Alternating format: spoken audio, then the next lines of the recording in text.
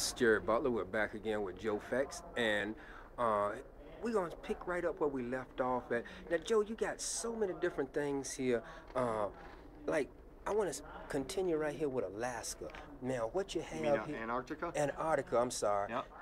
We showing the picture right here of what you receive. Now, explain this, what I have in front of me again. Okay, this is a close-up of the nearest object, right? And this is an analysis, a computer analysis. It's been polarized. It has edge enhancement. And what else? We did something else to it here. This is embossed. Okay. So we have embossed it, made it 3D, and that determines whether or not what you're looking at in the photo is original and a real 3D object as opposed to something planted on the photo. The edge enhancement defines the physical objects as well as energy fields and other disruptions in a photograph. And the polarization is somewhat like a heat signature, but here you can see where the naked eye it's non-distinct. What is at the center of this bright blob here. So we wanted to test and make sure that this was not something that was part of a chemical spill or any other accidental interruption in the photo. And what we have here is an elliptoid solid shape. You can distinguish between the outer layers of this, that's an energy field, and the hard edge layer of it, which is a solid matter. Wow. You know, and so what we're looking at is we're looking at a disc-shaped UFO that is engaging in some type of plasmic energy that is agitating the air particles around it in a process and a phenomenon that we call ionized air particles. It charges the particles of air around it, and those particles become luminescent, and eventually when the charge is high enough, it envelops the craft and glows. And many of the glowing UFOs that people see, they're not seeing the craft itself, they're seeing the ionized glowing air particles around it that are being charged by whatever plasma-based type of energy that these things are using. Now, what about this photo here in France? This one this is one of my personal favorites. This is between 1914 and 1924, and it's dated because in the original photo there's a brand new car right here. That's how we narrowed down the date.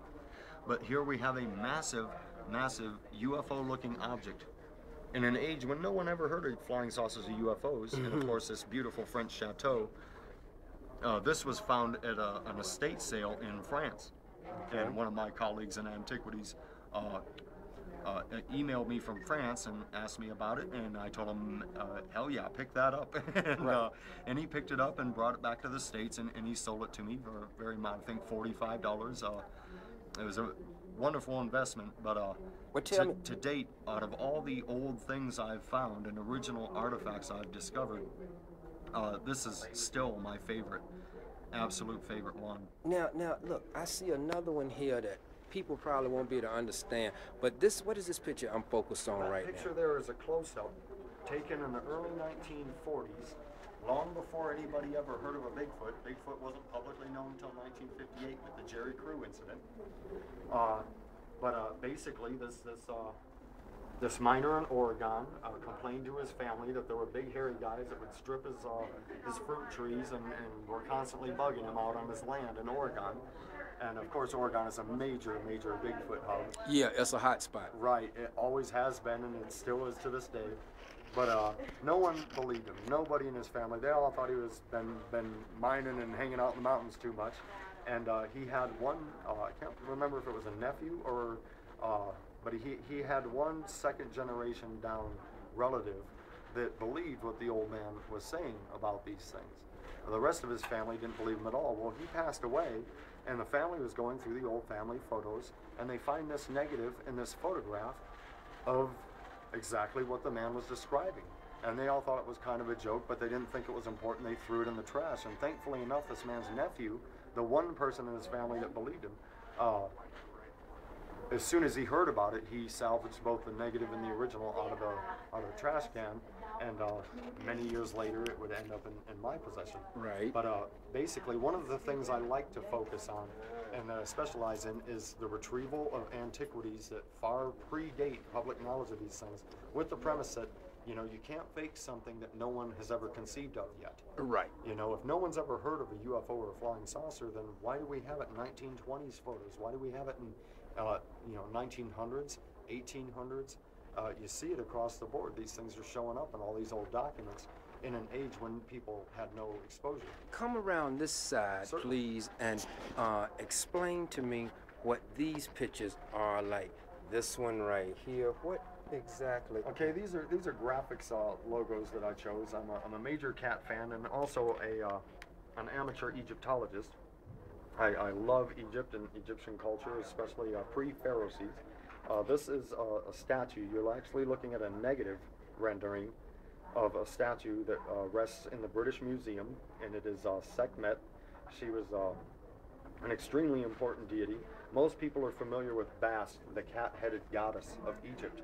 Well, this is her sister, the lioness, and where Bast represented peace, love, music, nurturing, and all these things, her sister was almost like a polar opposite of her. She was a warrior, and she represented truth, justice, righteousness, and defense of all things that were honorable and good. And what was her name again? And her name was Sekhmet.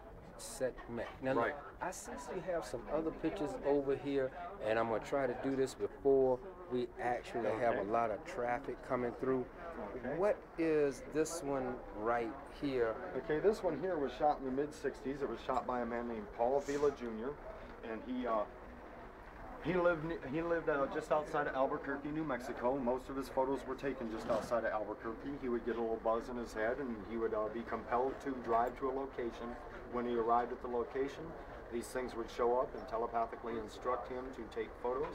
He took hundreds and hundreds of photos, many long series of photos. No one believed him, no one listened to him at the time except for a handful of people. And unfortunately now Mr. Villa has passed. And now we have computers that analyze as opposed to looking at negatives. We can infinitely get a better analysis with computer enhancements and things like this, different computer techniques. And so far I've analyzed about 4 of Paul Villa's photos from different contact periods, different events, and so far I'm finding everything that I would expect to find in a genuine 3D original photo. What about this one over here? This one here is one of our staple pieces. Right now this is being recognized as the oldest known UFO photo. Many people have written articles about it, but they don't possess the artifact, and they're underinformed and underqualified for journalism. But they see a close-up of this. We'll show you the whole shot here in a minute. But they see the close-up and they presume it's in clouds. It is not in clouds. It is a very large cigar-shaped object that is rested on an ice structure. Right here is a ledge that goes down. This extends off the ledge, and the butt end is tucked into a little pocket in the ice. This was photographed in 3D on a stereo view card during the Kluge-Kimball expedition of 1870 to 1871. They were the first men to venture deep into the White Mountains region of Mount Washington, New Hampshire, and they spent a year there studying atmospheric phenomena. You have another picture of this? Yes, let's go to the other picture and I'll continue to explain. Okay. Because you have so many wonderful photos. One of the atmospheric phenomena that occurs only in the White Mountains region is a phenomenon known as architecture or architectural frost, in which moisture particles down in the valley of Mount Washington that carry moisture in them rise up in the heat. They get blown across Mount Washington, and then they meet the White Mountains region, which is sub-zero, which freezes these particles. The particles slam into each other and they form these mountains of ice that are unstable. You can't climb them. They're very dangerous. Give me some more pictures while we're moving. Okay. And because that was... Sure. This is 1920s Germany. And again, we have this big, long, cigar-shaped, glowing object. You know, this is 1911, Robesonia, Pennsylvania. Okay. Same as it ever was. Now, here you go.